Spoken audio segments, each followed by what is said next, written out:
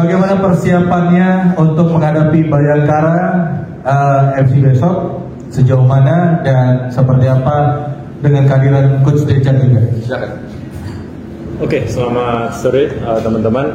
Pertama-tama saya di sini mewakili dari Coach Dejan karena Coach Dejan belum bisa gabung karena ada masalah administrasi. Yang pertama, yang kedua adalah tentang tim kita.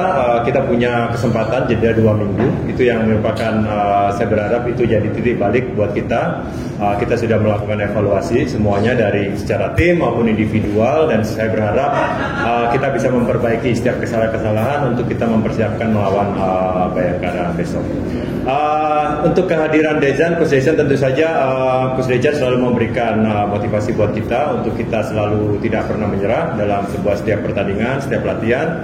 Dan tentu saja itu pendekatan yang berbeda juga antara pelatih yang kemarin. Saya berharap kehadiran Coach Dejan bisa memberikan efek positif dari latihan, di pertandingan dan juga hasil. Saya pikir itu yang sudah untuk masalah tim untuk persiapan lawan Bayangkara kita sudah siapkan seminggu ini.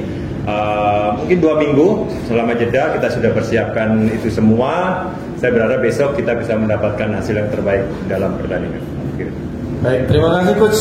Pada Zidane, bagaimana persiapan pemain dan aura apa yang didapatkan sekarang ini dengan Coach Dejan? Assalamualaikum warahmatullahi wabarakatuh. Selamat sore.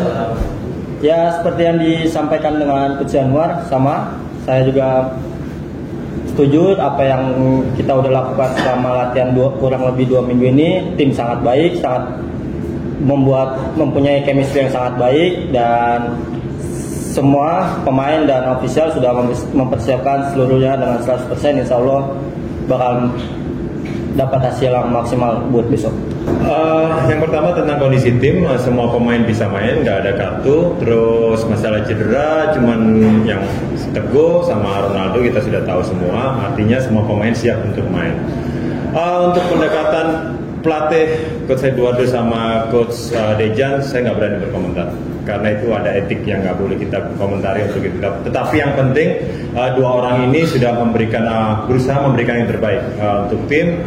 Coach Dejan mungkin bisa saya berinformasikan tentang bagaimana Coach Dejan dengan energi positifnya menyalurkan energi positif itu kepada pemain supaya kita selalu memandang setiap latihan, setiap pertandingan itu secara positif dengan energi yang positif sehingga menghasilkan hasil yang positif juga. Saya pikir itu yang signifikan yang bisa saya sampaikan ke teman-teman. Sejauh ini saya secara pribadi dan rekan-rekan cukup mudah dengan adaptasi yang Coach Dejan berikan latihan selama kurang lebih seminggu ini dan sangat baik. Secara hasil memang dua tim ini belum mendapatkan hasil yang maksimal ya. Kita tahu jeda selisih kita itu saya dilihat klasemen cuma 4 poin. Artinya pada saat kita bisa mendapatkan poin kita ada lonjakan yang marginnya cuma 1 poin. Kita ketemu Bayangkara terakhir tahun 2019 ya, itu terakhir itu ketemu. Artinya itu nggak bisa dikomparasi dengan pertandingan sekarang. Terus begitu melihat pertandingan Bayangkara yang sekarang, bagaimana mereka bermain, tentunya dia punya kekuatan dalam permainan vertikal. Itu yang harus kita antisipasi, bagaimana dia sangat vertikal dalam bermain, dia banyak melakukan physical play, dan kita harus mengadaptasi itu, dan kita harus mempersiapkan itu untuk mengantisipasi semuanya. Untuk kita bisa mendapatkan hasil yang terbaik besok.